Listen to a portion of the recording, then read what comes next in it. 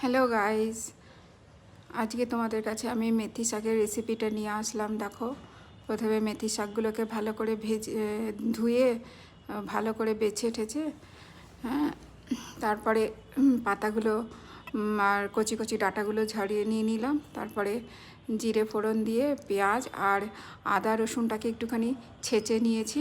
তারপরে পেঁয়াজ আদা রসুন ভালো করে ভেজে, হ্যাঁ, শাকগুলোকে তারপরে দিয়ে দিতে হবে। আর এদিকে আমি কি করেছিলাম, একটুখানি আলু মাইক্রোওভেনে সেদ্ধ করে রেখেছিলাম।